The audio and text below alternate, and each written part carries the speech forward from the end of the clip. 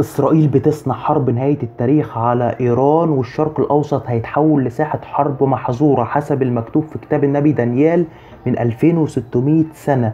مكتوب بالنص إن إسرائيل وإيران هيشتبكوا مع بعض على الأراضي العربية والأراضي الخليجية.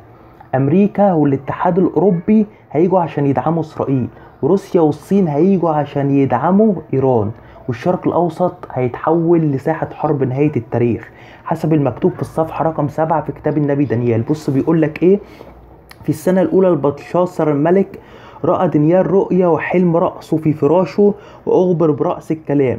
كنت أرى في رؤى الليل إذ برياح السماء هجمت على البحر الكبير وصعدت 4 حيوانات عظيمة، هذا مخالف لذلك.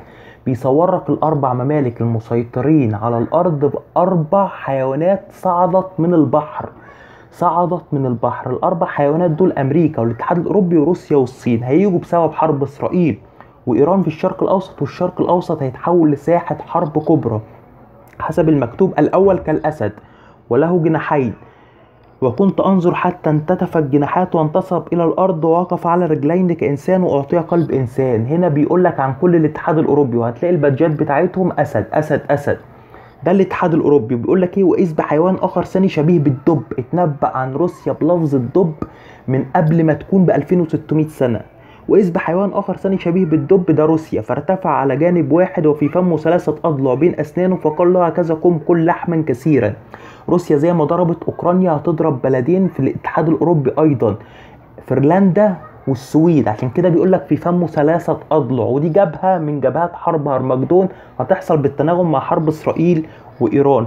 بيقولك بقى الحيوان الثالث. بص بيقولك إيه: وكنت أرى في رؤى الليل وإذ بحيوان آخر مثل النمر وله على ظهره 4 أجنحة، وكان للحيوان 4 رؤوس وأعطيها سلطانا. هنا بيتكلم عن الصين وعن كل آسيا، هي رمزها النمر.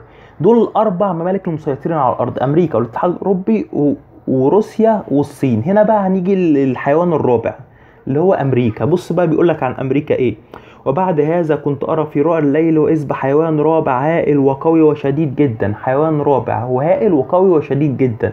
انت عارف ان الولايات المتحدة الأمريكية اللي بتصنع الأسلحة والغواصات والطيارات، فعشان كده بيقولك عليها قوي وشديد جدا. وله أسنان من حديد. له أسنان من حديد لأنها بتصنع الحديد بتشكل غواصات والطيارات، فله أسنان من حديد بتصنع الأسلحة. يعني أكل وسحق وداس الباقي برجليه.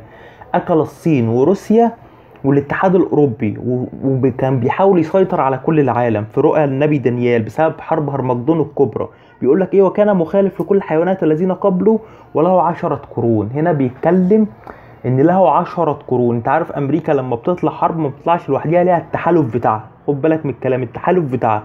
وكنت متأملا بالقرون. القرون دي يعني دول متحالفة مع امريكا. حلو الكلام. هنا بيقول لك ايه: من هنا بقى هتبدأ الحرب العالمية الثالثة اللي احنا في بداية سيناريوهاتها دلوقتي. الله هينزل في الشرق الاوسط في وسط الحرب العالمية الثالثة عشان يملك على كل العالم حسب تكملة النبوة. بص بيقول لك ايه: كنت أرى وإنه وضعت عروش. بعد كده بعد ما شاف الحيوانات دي هما بيتصارعوا مع بعضهم بعض، بيقول لك: كنت أرى وإنه وضعت عروش وجلس قديم الأيام اللي هو الله قديم الأيام، لباسه أبيض كالثلج وشعر رأسه كالصوف النقي، وعرشه لهيب نار وبكرات نار متقدة، نهر نار جرى وخرج من قدميه، ألوف تخدمه وربوات وقوف قدامه. دول الملائكة ألوف تخدمه. من هنا نهاية العالم، وهينزل الله عشان يملك على كل الأرض، وهيكون يوم واحد ك1000 سنة. يوم لا طلع له نهار ولا نزل له ليل، اسمه يوم القيامة الشهير.